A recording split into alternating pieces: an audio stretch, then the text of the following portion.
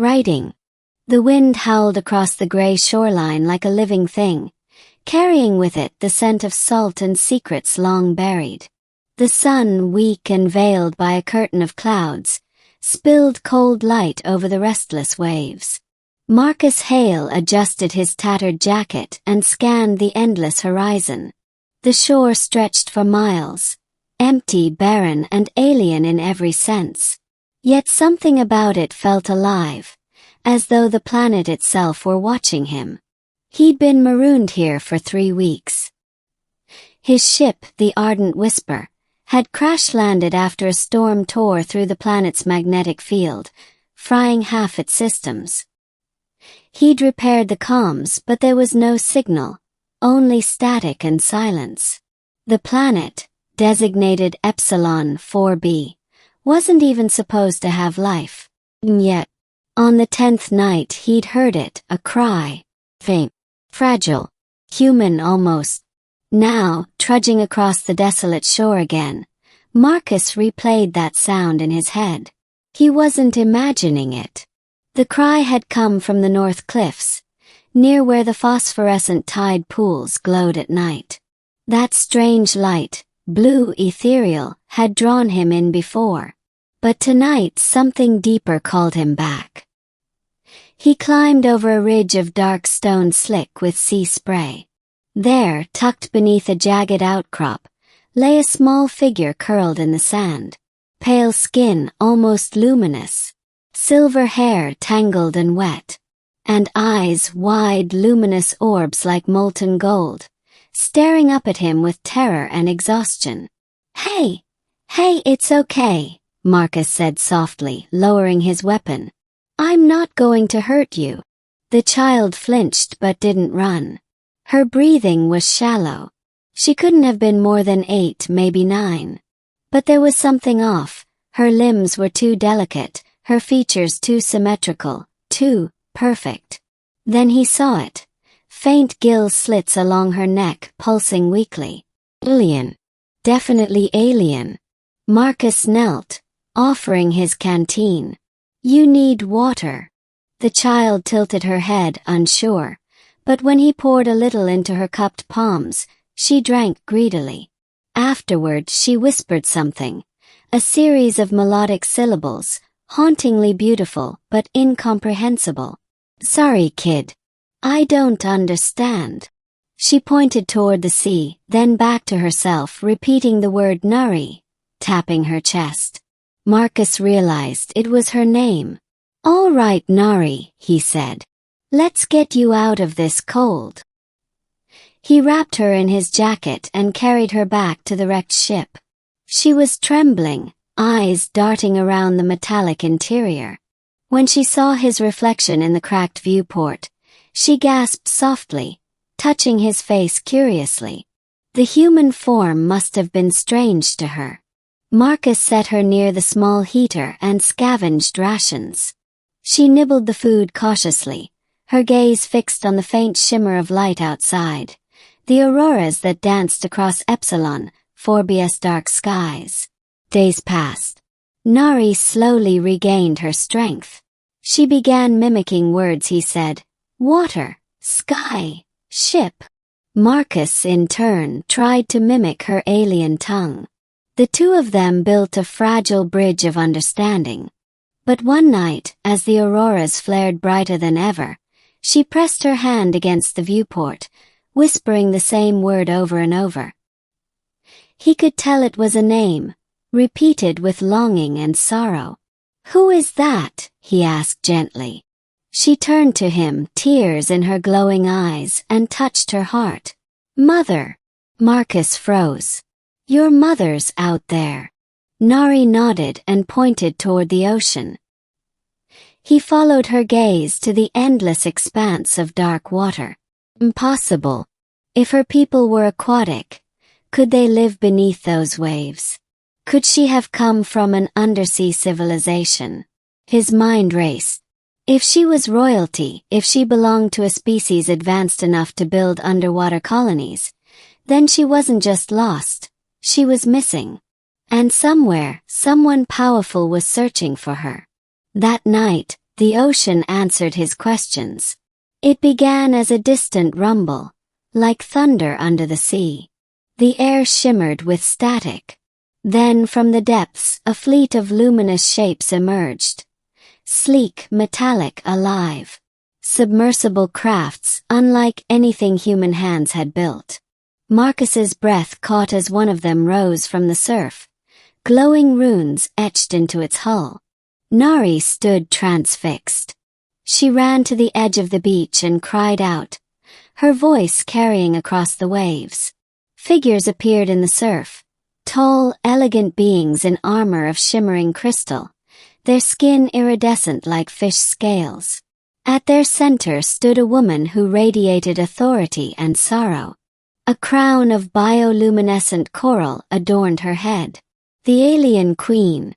Her gaze locked onto Nari, and her breath hitched, a mother recognizing her child. She called out in the same melodic tongue. Nari screamed with joy and ran into her arms. Marcus stood a few meters away, awestruck. He had witnessed reunions before, but nothing like this. The queen's voice trembled as she held the girl close, her tears glowing faintly like pearls. Two guards stepped forward, weapons raised toward Marcus. The queen lifted her hand. "Stop!" She approached him, her voice like music translated by the wind. "You a human. You found my daughter." Marcus nodded slowly. "She was on the shore. Alone. I couldn't just leave her." The queen's golden eyes shimmered with gratitude. "You do not understand what you have done. My child, my only heir, was taken when our vessel was attacked by raiders near the surface. We searched the depths for cycles. We believed her lost to the void." Marcus bowed his head. "I'm just glad she's safe." But before he could step back, the queen extended her hand, placing something in his palm, a pendant shaped like a teardrop pulsing with soft light. "This is the heart of the tides," she said. "A token of our debt. It will open the ocean to you, should you ever need sanctuary." Nari reached for his hand. "Marcus, stay." He smiled sadly. "I can't, little one. My world's up there, not down here." The queen inclined her head. "Then may the seas carry your name in their song." And with that, she and her people returned to the water, vanishing beneath the waves, leaving only trails of glowing plankton in their wake. Days later, Marcus managed to repair his ship systems enough to leave orbit. Yet as he soared above the planet, he glanced down at the ocean. The faintest ripple glowed where the fleet had vanished. He touched the pendant around his neck, feeling its warmth pulse like a heartbeat. He thought it was over. But destiny, it seemed, had different plans. 2 months later, as Marcus floated through deep space, a blip appeared on his sensors, an unknown vessel following his trajectory. He tried to shake it, but the ship matched every maneuver. Finally he opened comms. The screen flickered to life, revealing the familiar face of the alien queen. Her voice was calm but urgent. "Human. The ones who attacked us before, they have found us again. They know of your contact with my daughter. You are not safe." Marcus frowned. "Why would they come after me?" "Because the pendant you hold is not merely a gift. It is a key to something far greater.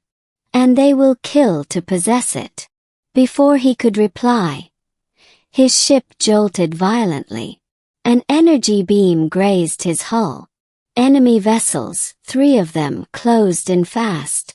The Queen's fleet appeared seconds later, intercepting the attackers in a blaze of plasma fire and sea blue energy. The ensuing battle painted the void with light. Marcus's ship spun, alarms blaring. He rerouted power to shields, diving through debris fields. A voice echoed through his comms, Nari's. "Marcus, hold on." He smiled despite the chaos. "You've gotten better at English." She laughed softly. even as explosions roared behind her.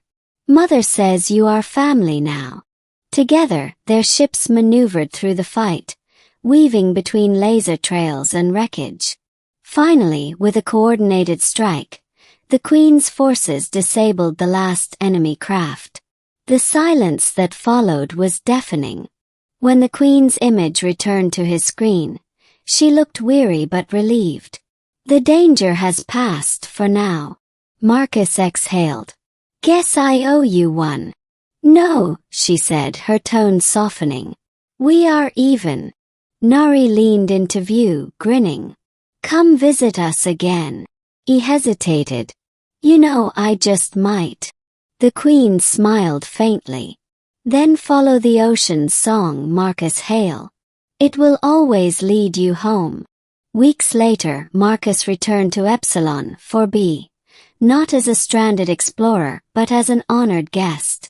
The ocean parted at the touch of the pendant, revealing a world beyond imagining. Glittering spires beneath the waves, vast coral cities humming with life. He marveled as Nari swam beside him, laughing, her voice bubbling through the currents. The Queen greeted him personally in a hall made of living crystal. You have seen our ocean, she said. But perhaps you did not realize you have changed it. When you returned my daughter, you bridged two worlds that had never spoken. Marcus bowed. I didn't mean to change anything. Yet you did, she said. You reminded us that compassion knows no species. She led him to a viewing chamber where holographic currents flowed like rivers of light. Our people will remember your name for generations, she continued. But tell me, what is it that you desire most? Marcus looked out at the endless ocean. Just to keep exploring. To see what's out there. The Queen nodded, her gaze thoughtful. Then perhaps, you should not travel alone. He turned surprised. Nari floated beside her mother, clutching a small pack. Mother said I can learn from humans, she said brightly. To see your stars. Marcus blinked. You're serious. She insists, the Queen replied. But know this, if harm befalls her, the tides themselves will rise against you. He grinned. Understood. Nari squealed with excitement. Adventure. And so began a new chapter. An unlikely pair, a human explorer and an alien child, charting the stars together. They traveled to forgotten worlds, ancient ruins, and galaxies that shimmered like liquid glass. Everywhere they went, they left ripples of kindness and wonder. But sometimes when the stars grew quiet, Marcus would glance at the pendant, feeling the faint pull of the ocean far away. He knew the Queen's promise still lingered. The seas would always remember him. And deep beneath Epsilon 4B's waves, the Queen would sometimes stand at the shore of her palace, gazing toward the stars.